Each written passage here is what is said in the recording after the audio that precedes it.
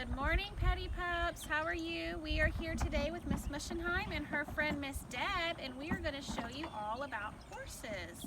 So watch and see what you can learn today about taking care of horses. Guys, to all the boys, so I'm going to bring you over here, and this is Cactus. And whenever you're walking around horses, you never want to go right behind them. And if you have to push them, you can, but they weigh about 1,000 pounds. That's almost as heavy as your car at home. But this is Cactus, and all the boys are about 13 years old. And something that's important to remember is that they love to be loved. So you want to make sure that you're always talking to them, either with your voice or with your hands. You don't want to be afraid to hug them and smell them, because they make my heart happy. Even just the smell makes me happy. But this is Cactus, and he'll lick you like a dog, right, Avery? And then this is Easy Breezy, and he's the fastest one in the bunch and the tallest, but he's beautiful. He's my favorite. He's my horse, and if you've ever been to a rodeo, he is what they call a barrel racer. So he likes to run really fast, and he likes to run around those barrels and cut corners really fast. So you always got to be paying attention when you're riding this guy. And then you see, whenever I'm walking behind him, I'm always talking to him, because you don't want to scare them. If they get scared when you're behind them, they don't want to hurt you, but if they don't know you're back there, they might think that you're something trying to get a hold of them, and they might like move their leg back to kick you. And so you always want to make sure they know you're here. And this is Shamrock, and he just had a birthday. I bet you can guess when his birthday was. It was March 17th. He was born on St. Patty's Day. Even though he's not green and white, he is brown and white, and he's the laziest one of the bunch. But he's my daughter's horse. He's awesome.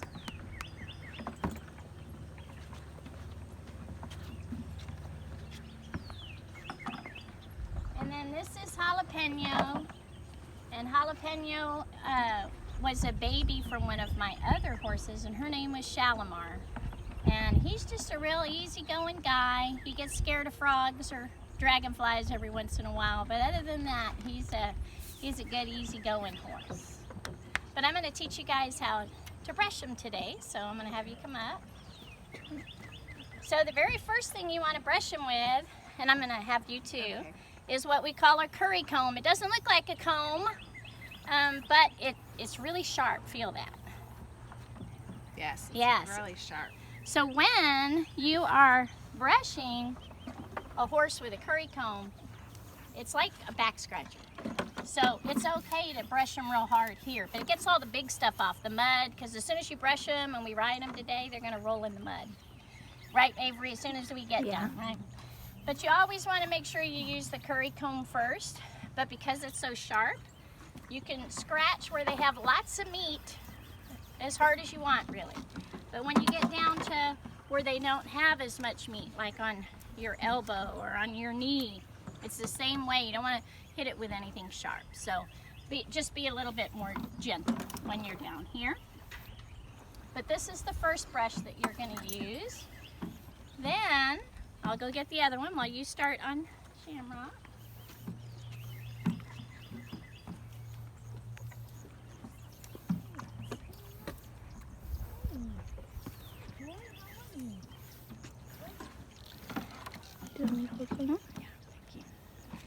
And then after we use the curry comb, then we're going to use this brush, and if you'll feel that one. It's a little bit softer. It's a little bit softer. And so you still don't want to use that curry comb or this brush on their face, because that would really hurt them. You can use it on their legs. You can use it on their belly, and it won't hurt them at all.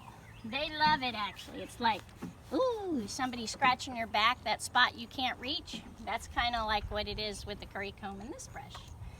And then the last brush that we'll use is the really soft brush. Oh, that's really soft. And that one's okay to use on their face, but you do want to use it on their body too. But the funnest part, I think, of getting ready to ride a horse is brushing them, because you can spend lots of time with them, building up a relationship with them, getting to be friends with them, and they love it, and it's very therapeutic for me. So I'll spend the 45 minutes brushing my horse a day, and I love it. But I'm going to let you guys brush them. You want to make sure that you get everywhere on their body with their brushes, because you don't want that saddle to sit on him and him have a piece of rock or a piece of mud under there, and then we put our bodies up on top and that heavy saddle on top, and then that hurts, kind of like having a rock in your shoe. You don't want that to happen. So we're going to work on them for a little bit, and then I'll come back and show you guys how to saddle. All right. Now we're going to put the saddles on the horses so that we can go for a ride. It's such a pretty day today. But you always want to have 2 blankets on the horse. One's a blanket and one's a pad, so that it makes it softer. Because we're pretty heavy, and so is the saddle. And so we want to make sure that he's comfortable with us on top of him. And remember, this one is jalapeno.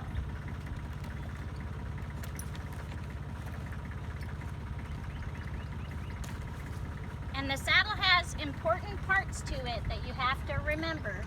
So I'm going to share with you what those parts are as Tony is putting on the saddle. So this is the stirrup, and this is what we're going to put our foot in to get up on top of the horse. And we always get up on the left side of the horse. And what Tony is about to put onto his belly is called a cinch strap. And that's what holds the saddle on the horse so that we can stay in the saddle. And this is why it was so important that we spent so much time brushing the horses, so we made sure that there weren't any sharp objects underneath this saddle or underneath this belly band. Because if you've ever had a rock in your shoe, you know how much that hurts. And we don't want him hurting, because if he's hurting while we're on top of him, then that means he's not going to behave. And we want him to behave while we're on him. We want him to be comfortable. And then the last thing that we'll put on him is his bridle. And this is a horse's steering wheel. And so he has this little piece that goes in his mouth, and that's called a bit.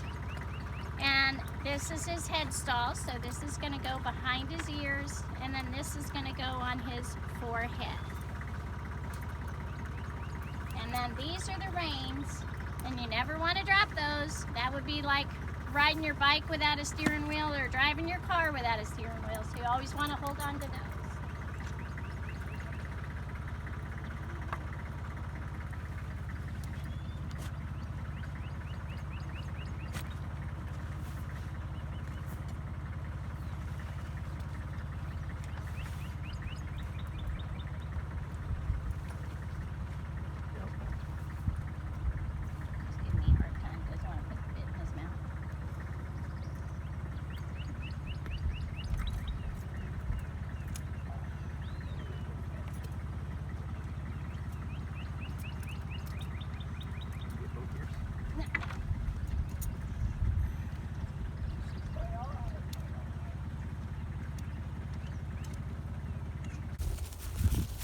Okay, Miss Bergman and I are out riding horses. And there's Avery out there in the front.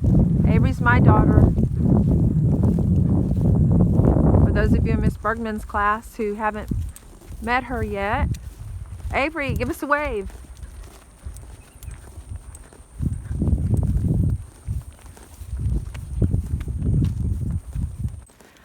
Okay, we're riding in the rain.